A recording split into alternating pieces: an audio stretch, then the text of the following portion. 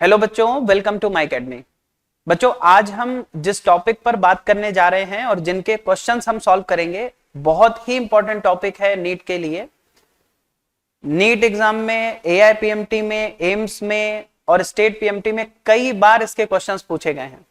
बच्चों, हम बात करेंगे हीट इंजन पर, रेफ्रिजरेटर पर और हीट पंप पर। कई बार बच्चों को बहुत कंफ्यूजन होता है कि सर रेफ्रिजरेटर और हीट इंजन और इनके फॉर्मूले भूल जाते हैं। ठीक है, कई तरह से कंफ्यूजन होता है।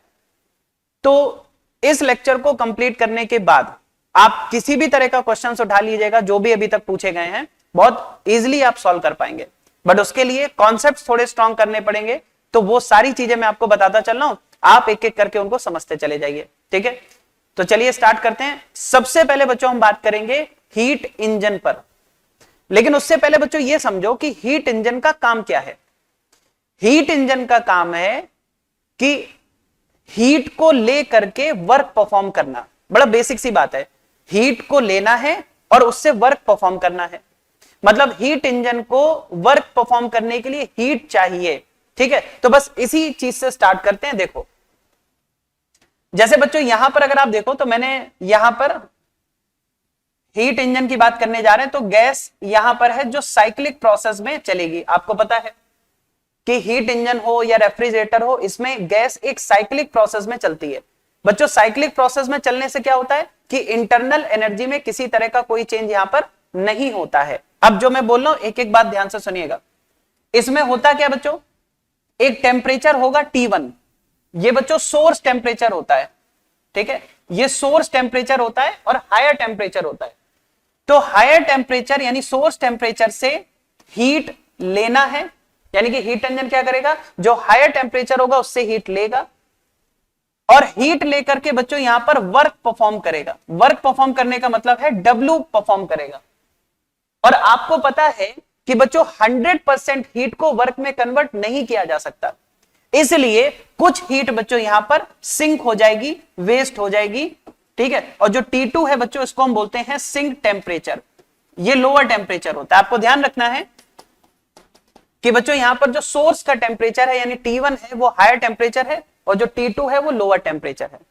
बात समझ में आ गई?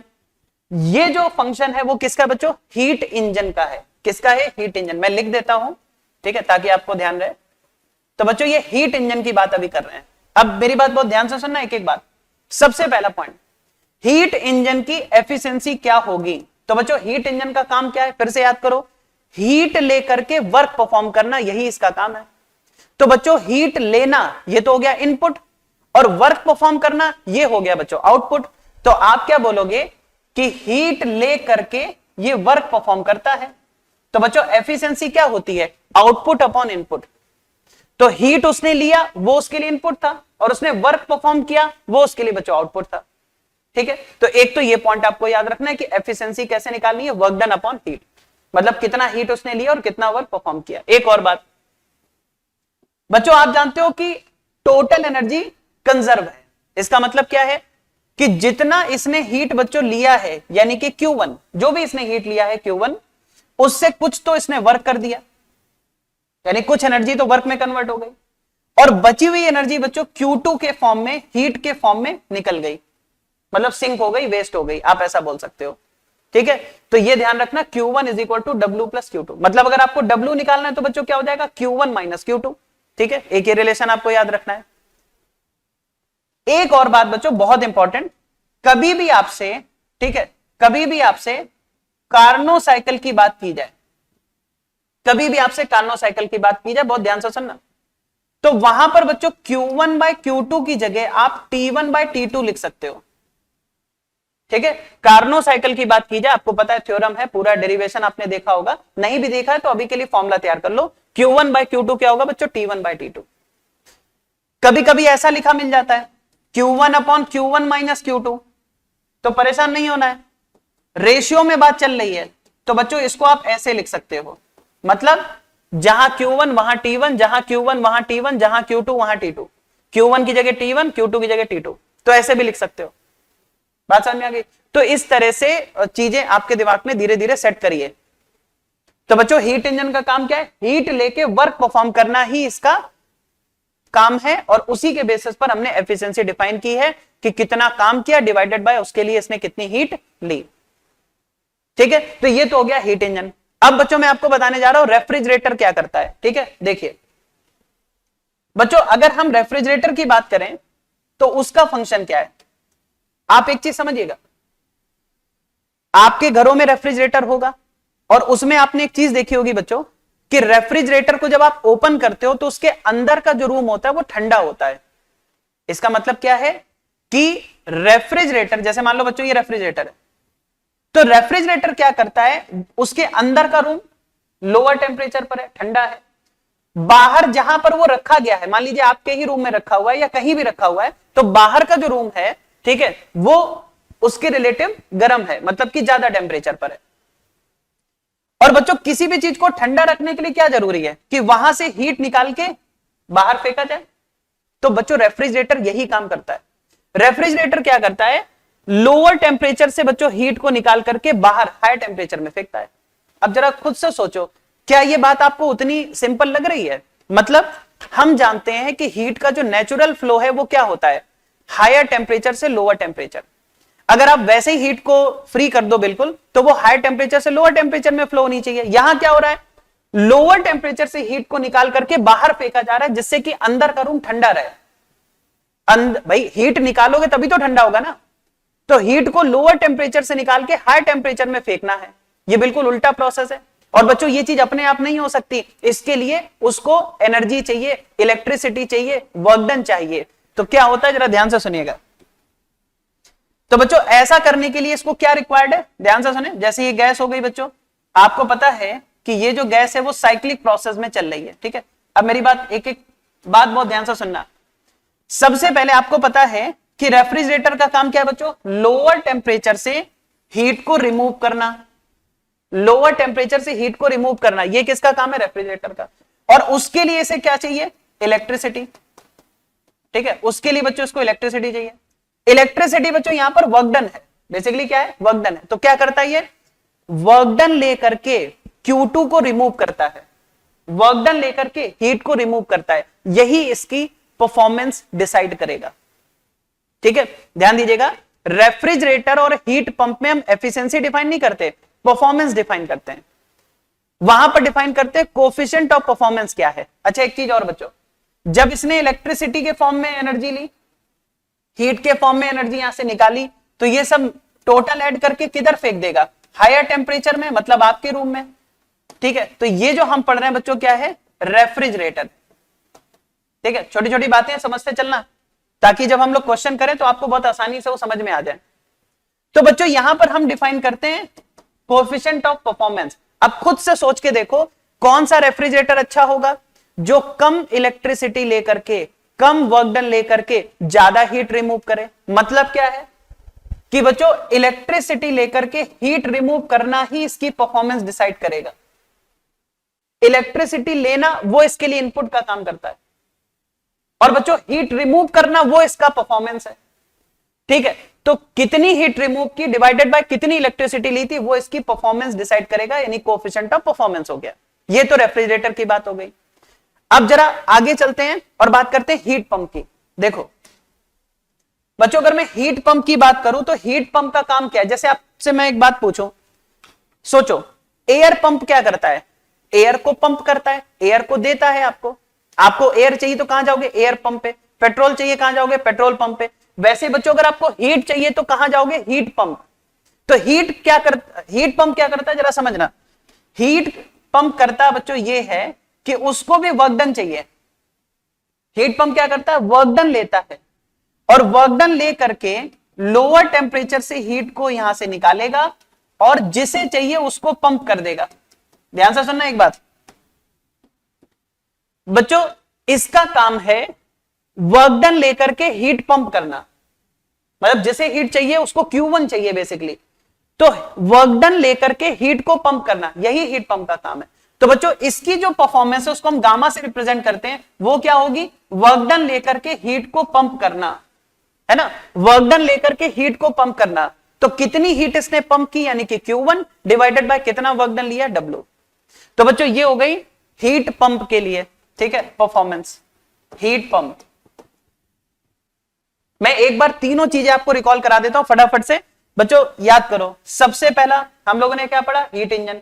हीट इंजन में डिफाइन क्या करते थे, एफिशिएंसी। हीट इंजन का काम क्या था बच्चों, हीट इंजन का काम था हीट लेकर के, यानी Q1 लेकर के क्या करना, वर्क डन करना, वर्क परफॉर्म करना।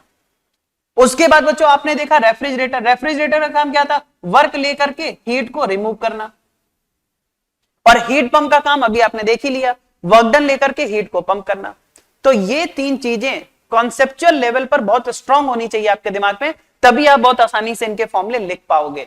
ठीक है, अब बच्चों मैं एक एक करके आपको क्वेश्चंस दिखाता हूं, आप जरा देखिए। पहला क्वेश्चन बच्चों यहां पर किस पर है, रेफ्रिजरेटर पर है। बहुत ध्यान से क्वेश्चन को रीड करना। बच्चों यहां पर बोला जा रहा है कि जो रेफ्रिजरेटर है उसके अंदर का टेम्परेचर यानी inside temperature T2 degree Celsius है। बच्चों हमने यहां पर क्या किया है, जितने भी अभी तक नीट, एम्स, AIPMT या कोई स्टेट PMT है, जितने भी क्वेश्चंस पूछे गए हैं उनमें जो अलग अलग टाइप के क्वेश्चंस हैं उनको मैं आपके साथ डिस्कस कर रहा हूं।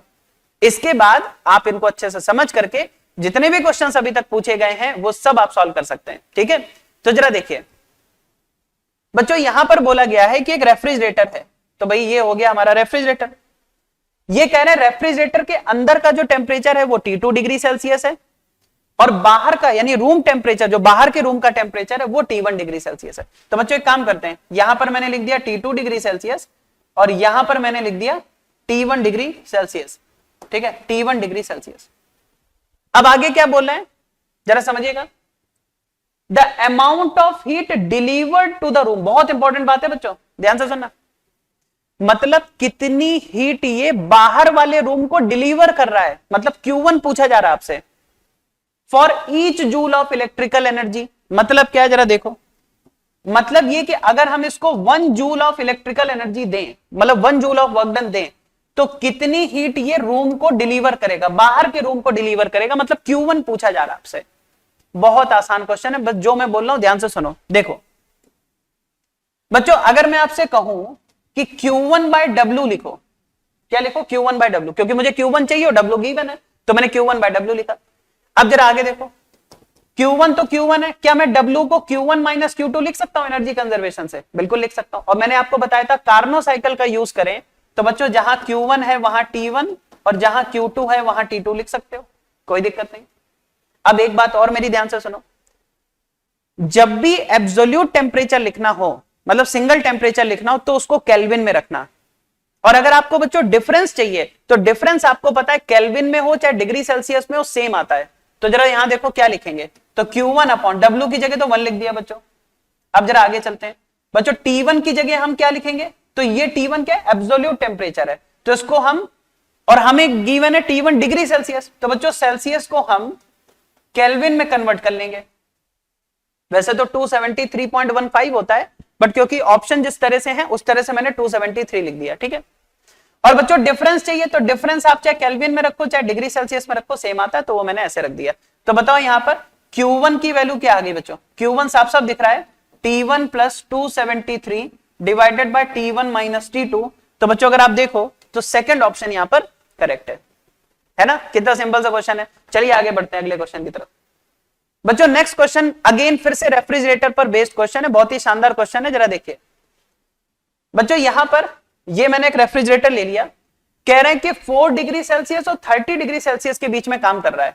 तो बच्चों ये टेम्परेचर हो गया 4 डिग्री सेल्सियस, ये टेम्परेचर हो गया 30 डिग्री सेल्सियस, इसके बीच में ये काम कर रहा है।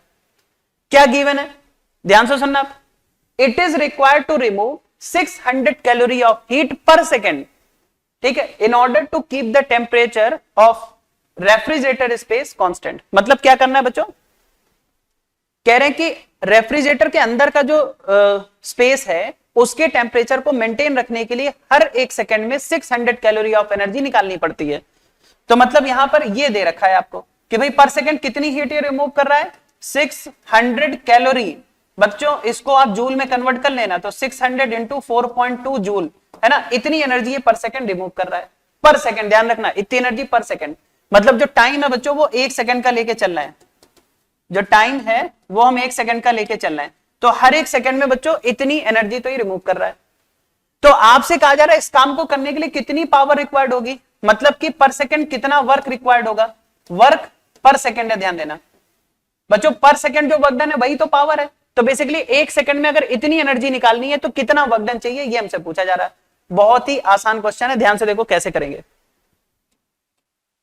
बच्चों। सबसे पहला काम, मुझे Q2 पता है और W निकालना है, तो एक काम करो सीधे लिख दो W बाय Q2, और बच्चों W को लिख सकते हो Q1 माइनस Q2 और बाय Q2 हो गया। और बच्चों जहां Q1 minus Q2 bye Q2 है तो Q1 की जगह T1, Q2 की जगह T2 और इसकी जगह T2। बताओ ऐसा लिख सकते हैं, कोई दिक्कत नहीं है। अब बच्चों हम यहां पर क्या करेंगे, देखो सबसे पहले ये जो W आपको दे रखा है बेसिकली ये फाइंड करना है। Q2 बच्चों हमारे पास क्या है, 600 इंटू 4.2 कर देना। अब हमें रखना है T1 माइनस T2, तो बच्चों T1 और T2 के बीच का डिफरेंस क्या है, तो डिफरेंस है डिग्री सेल्सियस में हो चाहे केल्विन में हो, सेम आएगा, तो ये हो गया 26, ठीक है, डिवाइड बाय T2। अब T2 चाहिए तो 4 प्लस 273 कर लेना बच्चों, नहीं तो गलत गड़बड़ हो जाएगा फिर, है ना, 4 प्लस 273। अब बच्चों यहां से अगर आप देखो तो वर्क डन आपको सीधा सीधा मिल जाएगा, ठीक है, मतलब कि कितने जूल का वर्क डन है वो आपको मिल जाएगा।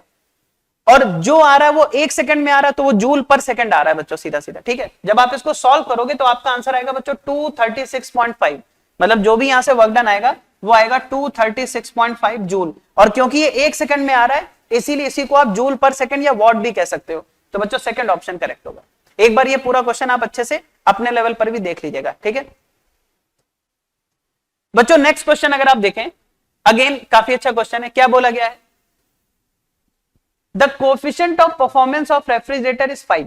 चलो याद करो, रेफ्रिजरेटर जो होता था बच्चों उसकी जो परफॉर्मेंस है वो क्या होती थी, तो मैंने कहा था रेफ्रिजरेटर का काम क्या है, वर्क लेकर के Q2 रिमूव करना, यानी कि वर्क लेकर के Q2 रिमूव करना लोअर टेम्परेचर से, ये किसका काम होता है बच्चों, रेफ्रिजरेटर का।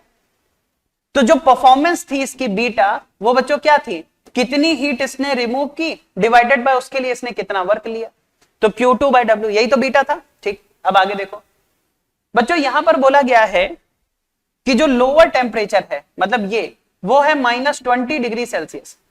इसको केल्विन में कन्वर्ट कर लो, तो -20 प्लस 273 करोगे तो बच्चों ये आ जाएगा 253 केल्विन, ठीक है। और आपसे पूछा जा रहा है बच्चों कि T1 कितना होगा, ये T1 आपको फाइंड करना है। यार इससे आसान क्वेश्चन हो ही नहीं सकता। करना क्या है वो देखो, परफॉर्मेंस कोएफिशिएंट, बच्चों बीटा की वैल्यू कितनी 5 गिवन है, तो अब देखो क्या लिखेंगे हम बच्चों, Q2 तो Q2 रहना, तो W को लिख लो Q1 माइनस Q2 और ये कितना है 5। अब हम लोगों ने क्या पढ़ा है, जहां जहां Q2 वहां वहां T2, जहां जहां Q1 वहां वहां T1, ऐसे लिख सकते हो। अब बच्चों T2 कितना है 253, तो यहां पर हमने लिख दिया 253।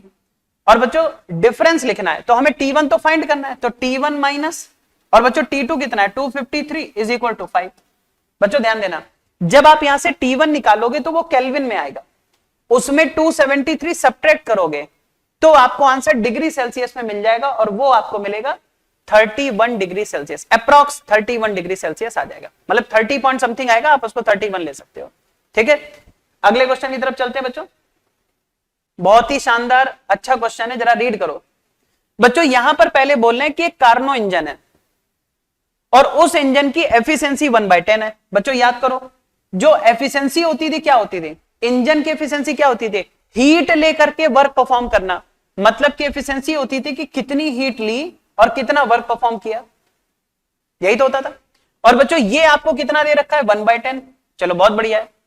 आगे हमें बोला गया है कि अगर इसी इंजन को बच्चों एक हम रेफ्रिजरेटर की तरह से यूज करें, इसी इंजन को एज ए रेफ्रिजरेटर यूज करें, और कह रहे हैं अगर सिस्टम पे 10 जूल का वर्क डन हो तो बच्चों लोअर टेम्परेचर से कितनी हीट ही एब्जॉर्ब करेगा। मैं समझाता हूं क्या मतलब है इसका। ये बच्चों कह रहे हैं कि अगर हम सिस्टम पे 10 जूल का वर्क करें तो वर्क कितना कर दिया 10 जूल का, तो कह रहे हैं लोअर टेम्परेचर T2 से कितनी हीट ये रिमूव करेगा, मतलब Q2 आपसे पूछा जा रहा है। ऑब्वियसली बात है कुछ ना कुछ हीट उधर निकालेगा, हमें उससे मतलब नहीं है। 10 जूल के वर्क डन पे कितना Q2 होगा वो पूछा जा रहा है। यार इससे आसान क्वेश्चन तो हो ही नहीं सकता। देखो सबसे पहले बच्चों यहां देखो, अगर हम यहां देखें तो 10W कितना आ रहा है Q1, यही तो आ रहा है। और बच्चों W कितना है 10 जूल, तो जैसे यहां 10 जूल रखोगे तो Q1 की वैल्यू बच्चों कितनी हो गई 100 जूल। तो यार एक बात बताओ, एनर्जी कंजर्वेशन क्या कहता है बच्चों कि Q1 is equal to Q2 plus W। तो यहां से Q2 कितना आ जाएगा बच्चों Q1 माइनस W। तो ये तो आपके पास है 100 जूल और W बच्चों अपने पास कितना है 10 जूल, तो ये कितना आ गया 90 जूल। यानी कि अगर आप देखो बच्चों तो यहां पर अपना फोर्थ ऑप्शन करेक्ट होगा।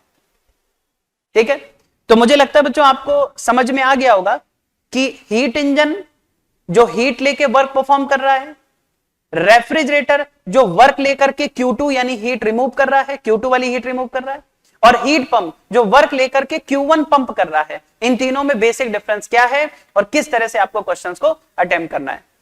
छोटी छोटी बातों का बच्चों यहां पर ध्यान रखना है, जैसे कि अगर आप एब्सोल्यूट टेम्परेचर देख रहे हो तो उसको केल्विन में रखो, अगर डिफरेंस ले रहे हो तो चाहे डिग्री सेल्सियस में रखो चाहे केल्विन में रखो, एक ही आंसर आएगा आपका। ठीक है, तो एक बार बच्चों इन सभी क्वेश्चंस को आप देख लीजिएगा, जितने भी अभी तक PYQ में क्वेश्चंस आए हुए हैं है ना, प्रीवियस ईयर क्वेश्चंस हैं, उनको आप अटेम्प्ट कर लीजिएगा। ठीक है, थैंक यू।